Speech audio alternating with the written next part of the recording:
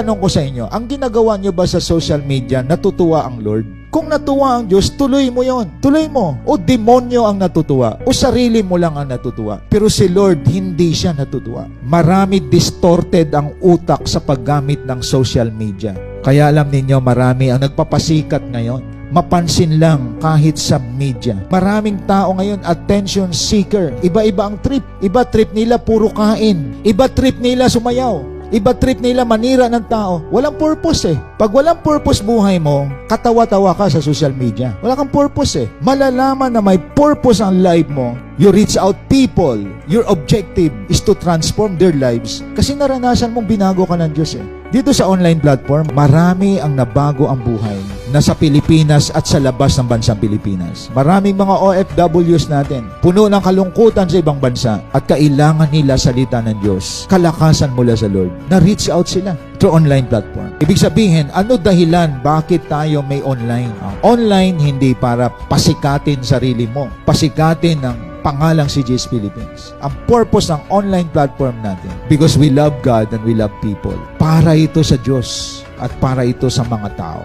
At ang mga umakap dito, pinago ng Diyos. Sayang ang social media kung ikaw ay Kristiyano, pero nagtatago ka. Ang demonyo nga, lantad na lantad sa ginagawa sa social media eh. Marami nga, pumaparada na sa kalsada, nagpapakita na sila ng kulay nila eh. You know what I mean? Wala silang takot na ipakita. They are very proud of their mistakes. If you know the truth, dapat tayo ay naglalantad kung ano ang katotohanan. Pero pag sinasabi mo, disciple ka, leader ka, hindi ka man lang nag-i-engage, hindi ka maramdaman sa online, inaalaw mo ang kadiliman na sumanib sa online platform ni hindi ka sumama sa laban. Kaya tandaan natin, may purpose bakit nasa social media tayo. Dapat na-elevate ang truth, na-elevate ang gospel, na-elevate ang salita ng Diyos. Maganda pag tinignan ang Facebook mo, punong-puno ng salita ng Diyos, ang mga demonyo umaalis eh. May mga sanib mo mga kaibigan, umaalis sila kasi feeling nila religious ka. Okay na yon na ang Facebook mo puno ng Word of God. Kaysa puno ng mga rant.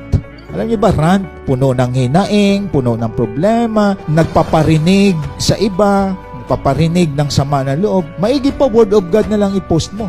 That's the purpose of God in our life. Ang masaklap, may online kayo, mayroon kang Facebook, mayroon kang lahat, TikTok or what, pero ginagamit sa kamunduhan. O hindi tama yun. Dapat na-identify ka na ikaw ay leader, disciple ng Diyos. And you stand for that. And that is the plan of God in our life. May plano ang Lord kahit nasa social media tayo. Ang plano ng Diyos sa atin, makita ang katotohanan ng salita ng Diyos. Marami mga duwag na Kristiyano, duwag na mga leader, nagtatago. Kasi sabihin lang, pagyayabang yan eh. Ibig sabihin, kayabangan bang magpahayag ka ng salita ng Diyos sa marami?